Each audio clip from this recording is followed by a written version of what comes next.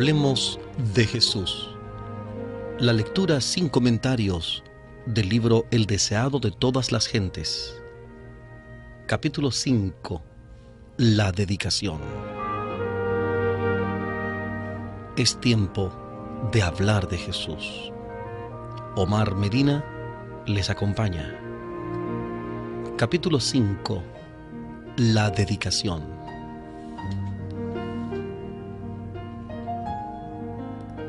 Como 40 días después del nacimiento de Jesús, José y María le llevaron a Jerusalén para presentarle al Señor y ofrecer sacrificio. Ello estaba de acuerdo con la ley judaica, y como sustituto del hombre Jesús debía conformarse a la ley en todo detalle. Ya había sido sometido al rito de la circuncisión en señal de su obediencia a la ley. Como ofrenda a favor de la madre, la ley exigía un cordero de un año como holocausto y un pichón de paloma como ofrenda por el pecado.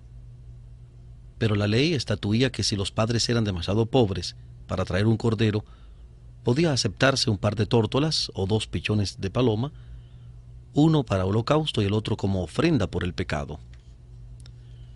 Las ofrendas presentadas al Señor debían ser sin mácula. Estas ofrendas representaban a Cristo, y por ello es evidente que Jesús mismo estaba exento de toda deformidad física. Era el Cordero sin mancha y sin contaminación. Como señala Pedro en su primera carta, Primera de Pedro capítulo 1, versículo 19. Primera de Pedro 1, 19. Su organismo físico no era afeado por defecto alguno, su cuerpo era sano y fuerte, y durante toda su vida vivió en conformidad con las leyes de la naturaleza. Tanto física como espiritualmente era un ejemplo de lo que Dios quería que fuese toda la humanidad mediante la obediencia a sus leyes. La dedicación de los primogénitos se remontaba a los primeros tiempos. Dios había prometido el primogénito del cielo para salvar al pecador. Este don debía ser reconocido en toda familia por la consagración del primer hijo.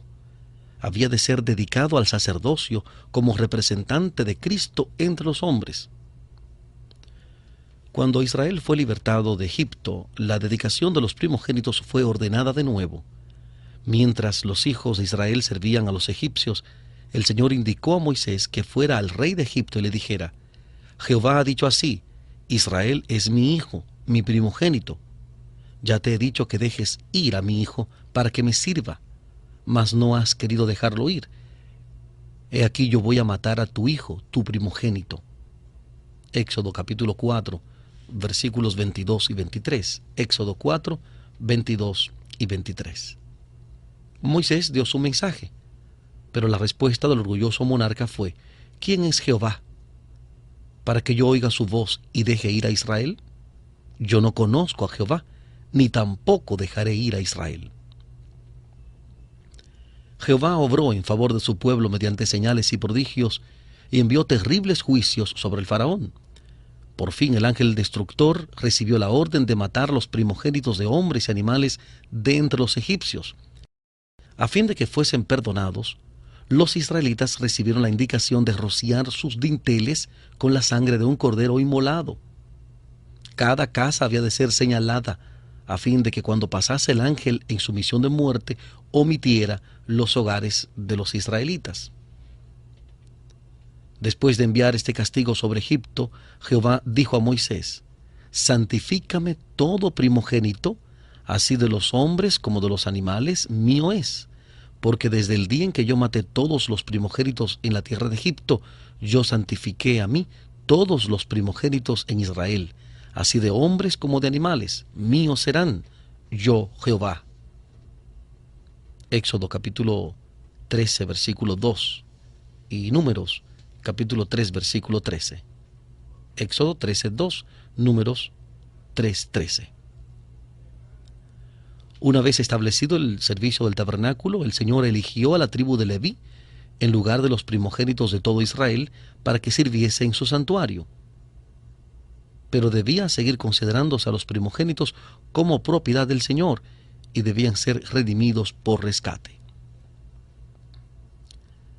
Así que la ley de presentar a los primogénitos era muy significativa. Al par que conmemoraba el maravilloso libramiento de los hijos de Israel por el Señor, prefiguraba una liberación mayor que haría el unigénito Hijo de Dios. Así como la sangre rociada sobre los dinteles había salvado a los primogénitos de Israel, tiene la sangre de Cristo poder para salvar al mundo. ¿Cuánto significado tenía pues la presentación de Cristo? Mas el sacerdote no vio a través del velo, no leyó el misterio que encubría. La presentación de los niños era escena común. Día tras día el sacerdote recibía el precio del rescate al ser presentados los niños a Jehová. Día tras día cumplía con la rutina de su trabajo, casi sin prestar atención a padres o niños, a menos que notase algún indicio de riqueza o de alta posición social en los padres. José y María eran pobres, y cuando vinieron con el niño, el sacerdote no vio sino a un hombre y una mujer vestidos como los galileos y con las ropas más humildes. No había en su aspecto nada que atrajese la atención, y presentaban tan solo la ofrenda de las clases más pobres.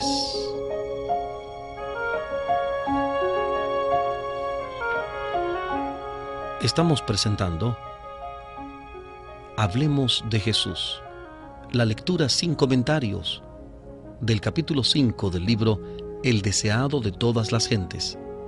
Capítulo 5, la dedicación. En Hablemos de Jesús.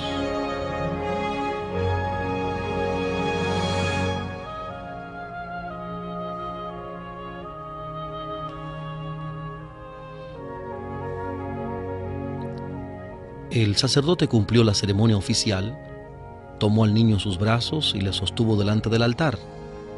Después de devolverlo a su madre, inscribió el nombre Jesús en el rollo de los primogénitos.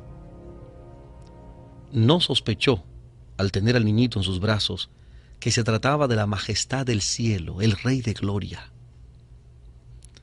No pensó que ese niño era aquel de quien Moisés escribiera: el Señor su Dios les levantará profeta de entre sus hermanos, como yo, a él oirán en todas las cosas que les hablare.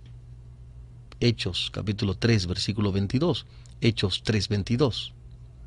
No pensó que ese niño era aquel cuya gloria Moisés había pedido ver. Pero el que estaba en los brazos del sacerdote era mayor que Moisés. Y cuando dicho sacerdote registró el nombre del niño, registró el nombre del que era el fundamento de toda la economía judaica. Este nombre había de ser su sentencia de muerte, pues el sistema de sacrificios y ofrendas envejecía. El tipo había llegado casi a su prototipo, la sombra a su sustancia. La presencia visible de Dios se había apartado del santuario, mas en el niño de Belén estaba velada la gloria ante la cual los ángeles se postran.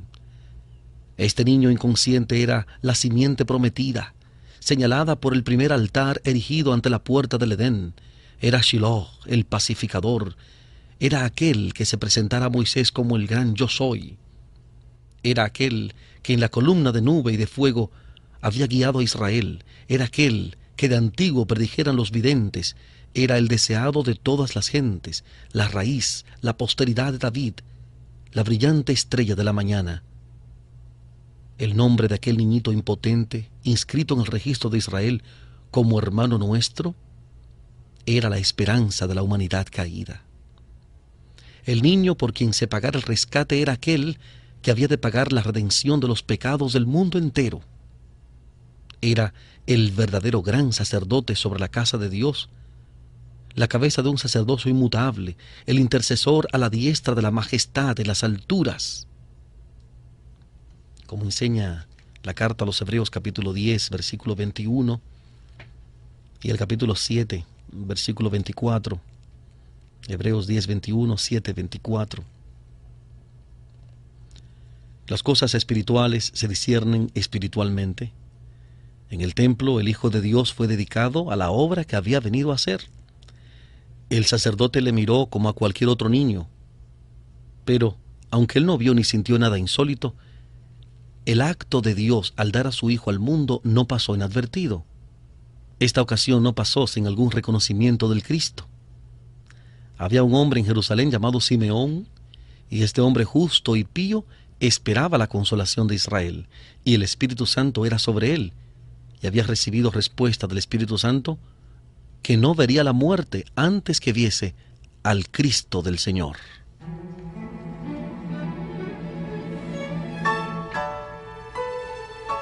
Hablemos de Jesús. La lectura sin comentarios del capítulo 5 del libro El deseado de todas las gentes.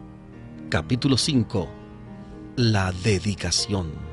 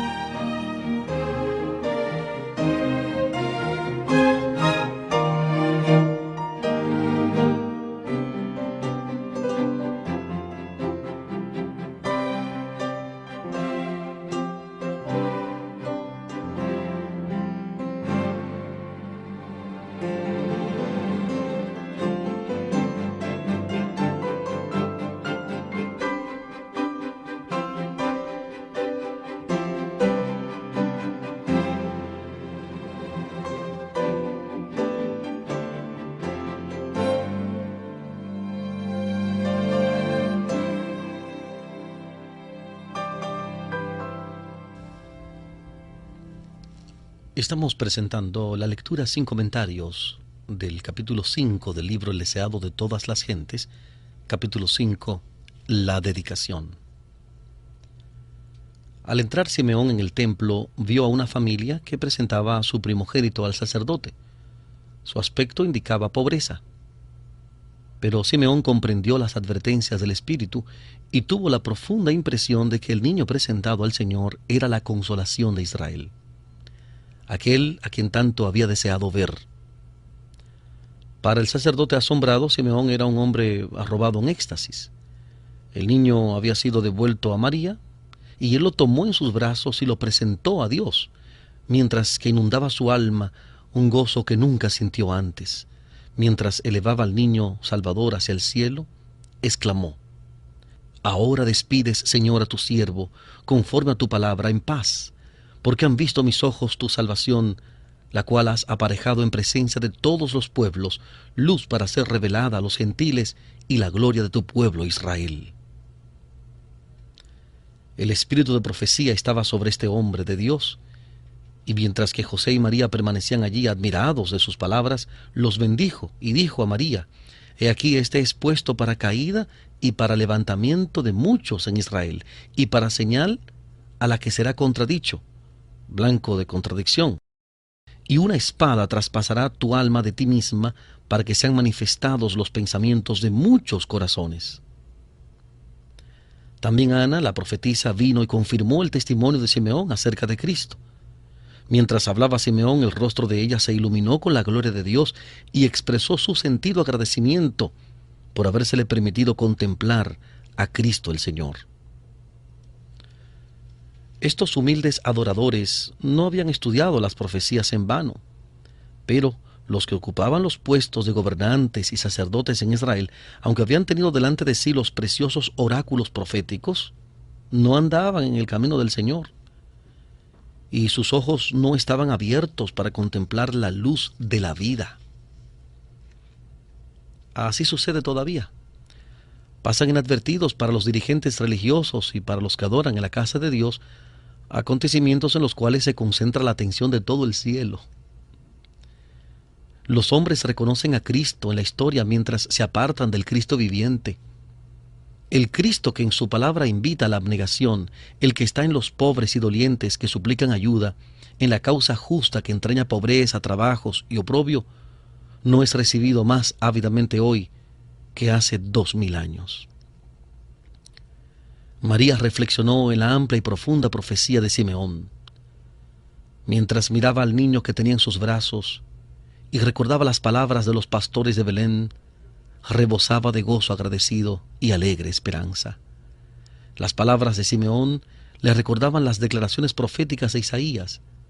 Saldrá una vara del tronco de Isaí y un vástago retoñará de sus raíces, y reposará sobre él el espíritu de Jehová, espíritu de sabiduría y de inteligencia, espíritu de consejo y de fortaleza, espíritu de conocimiento y de temor de Jehová. Y será la justicia cinto en sus lomos y la fidelidad ceñidor de sus riñones. El pueblo que andaba en tinieblas vio gran luz. Los que moraban en tierra de sombra de muerte, luz resplandeció sobre ellos, porque un niño nos es nacido, hijo nos es dado, y el principado sobre su hombro, y llamarás su nombre admirable, consejero, Dios fuerte, Padre eterno, príncipe de paz. Isaías capítulo 11, versículos 1 al 5, y capítulo 9, versículos 2 al 6. Isaías 11, 1 al 5, y 9, 2 al 6. Sin embargo, María no entendía la misión de Cristo. En su profecía, Simeón lo había denominado luz que iba a ser revelada a los gentiles y gloria de Israel. Así también los ángeles habían anunciado el nacimiento de Cristo como nuevas de gran gozo para todos los pueblos. Dios estaba tratando de corregir el estrecho concepto de los judíos respecto de la obra del Mesías. Deseaba que le contemplasen no solo como el libertador de Israel, sino como redentor del mundo. Pero debían transcurrir muchos años antes de que la madre de Jesús comprendiese la misión de él.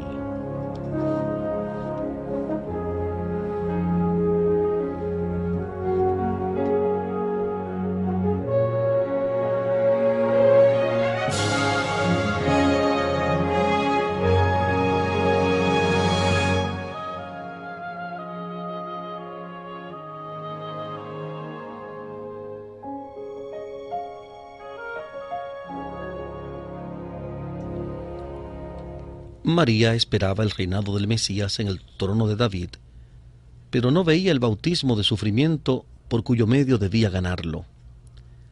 Simeón reveló el hecho de que el Mesías no iba a encontrar una senda expedita por el mundo. En las palabras dirigidas a María, una espada traspasará tu alma. Dios en su misericordia dio a conocer a la madre de Jesús la angustia que por él ya había empezado a sufrir. He aquí, había dicho Simeón, este es puesto para caída y para levantamiento de muchos en Israel y para señal a la que será contradicho.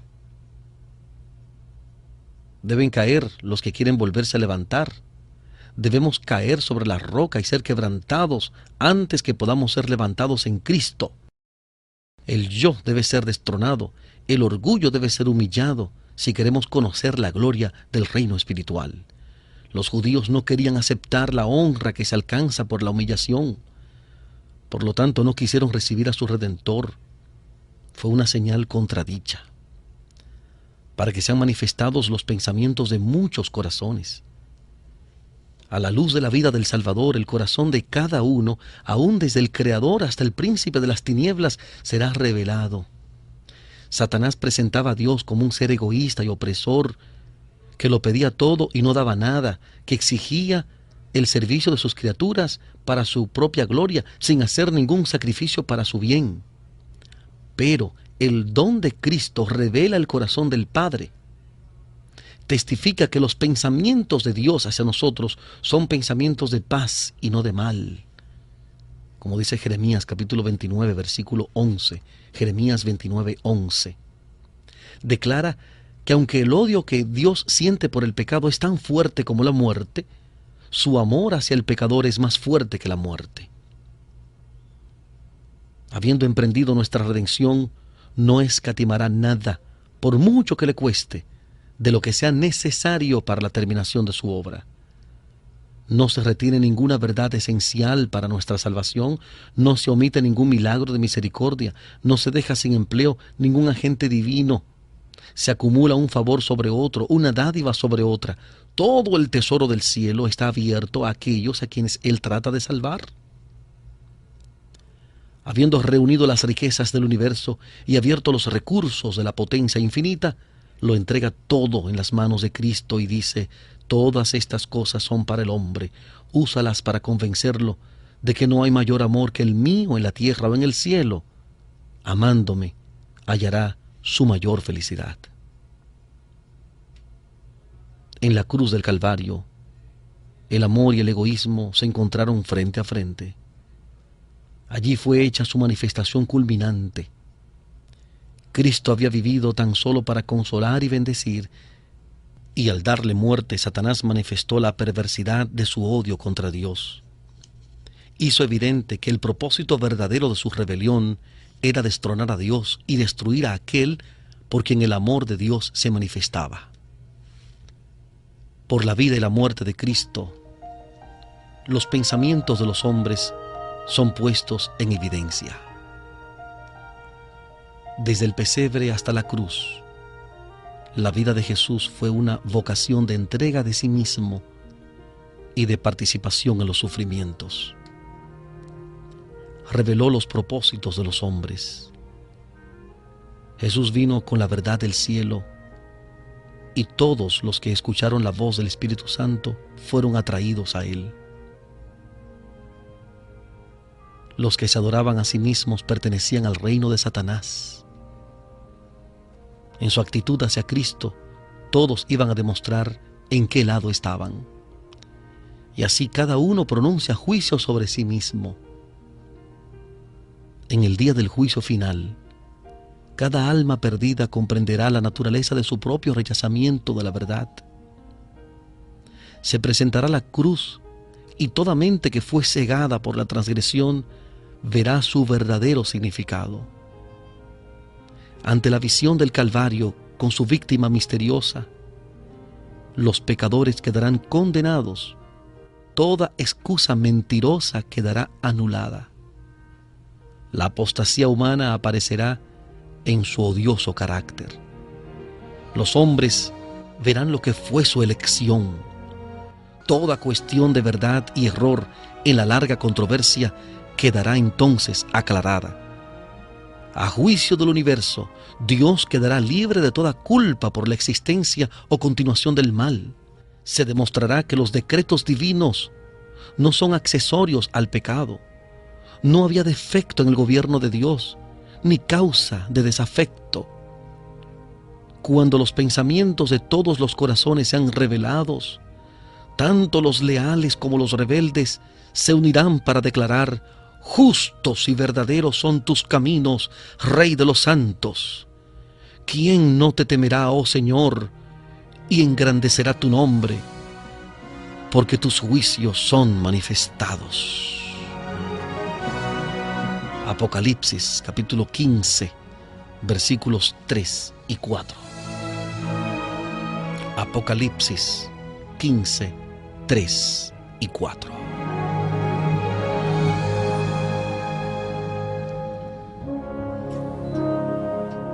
Hemos presentado la lectura sin comentarios del capítulo 5 del libro El deseado de todas las gentes.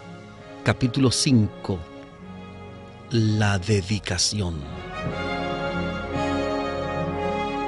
Este capítulo está basado en el Evangelio según San Lucas, capítulo 2, versículos 21 al 38. Lucas, capítulo 2, versículos 21 al 38.